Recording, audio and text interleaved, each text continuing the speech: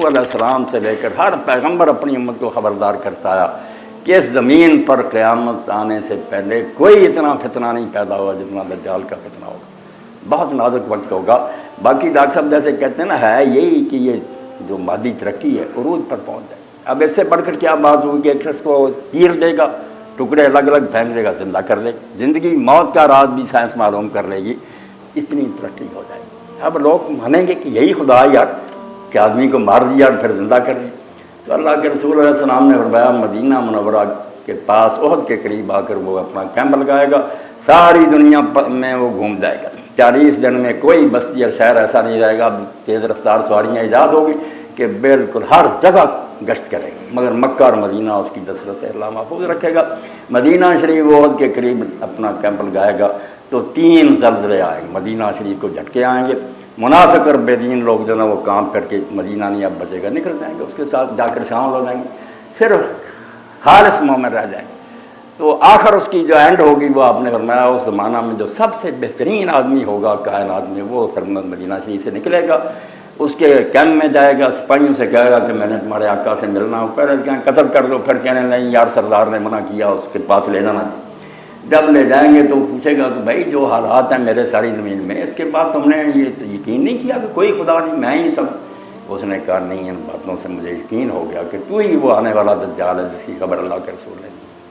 تو اس کو پھر 2 ٹکڑے کر دے گا، اتنی دور پھینک دے گا جتنی دور تیر جاتا ہے، درمیان میں سے گزرے، کیا زندہ ہو جائے۔ پھر پوچھے گا کہ اب مانا؟ اس نے کہا جو کمی تھی نا وہ بھی دور ہو گئی کہ واقعی تو وہی دجال۔ اور اس کے بعد وہ کوشش کرے گا قتل کرنے کی، مگر اللہ تعالیٰ پھر وہ صلاحیت نے اس کو دی تھی چھین لے گا، پھر نہیں قتل کر سکے گا، ادھر عیسیٰ علیہ السلام نازل ہو جائیں گے۔ تو وہ ایک الگ ہے دجال، جو ایک شخص ہوگا، الگ ہوگا یہودیوں میں سے،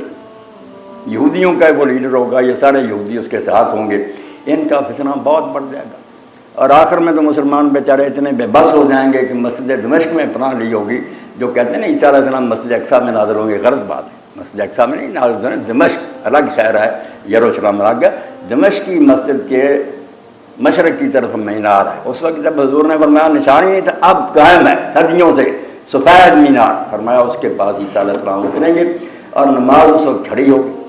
فجر کی نماز کا وقت ہوگا، اقامت ہو چکی ہوگی، حضرت علی امام المہدی جماعت کرانے لگے ہوں گے، عیسیٰ علیہ السلام اترائیں گے تو وہ کہیں گے اور روح اللہ آپ ہی آ گئے، اللہ کے پیغمبر نماز پڑھائیں، تو کہیں گے نہیں، اللہ نے اس امت کو یہ مرتبہ بخشا ہے، حضور کی امتی جماعت کرائے گی، میں پیچھے پڑھوں گا۔ بعد میں دروازہ کھلائیں گے، پھر وہ دجال قتل ہوگا، اور وہاں قتل ہوگا جو آج اسرائیل کا سب سے بڑا ہوائی اڈہ لڈا اس کو کہتے ہیں، اس وقت لد کہتے ہیں، یہاں جا کر وہ ان کا لیڈر مارا جائے گا، عیسیٰ علیہ السلام پھر اس کا خون اپنے ہتھیار میں دکھائیں گے۔ تو ہیں یہ بش وغیرہ بھی انہیں کے چیلے، وہ بھی ان کی تحریف، مگر وہ الگ آدمی ہوگا، توبہ اس وقت تو ایسا آدمی میں کسی علاقے میں جائے گا، لوگ نہیں مانیں گے، ان کی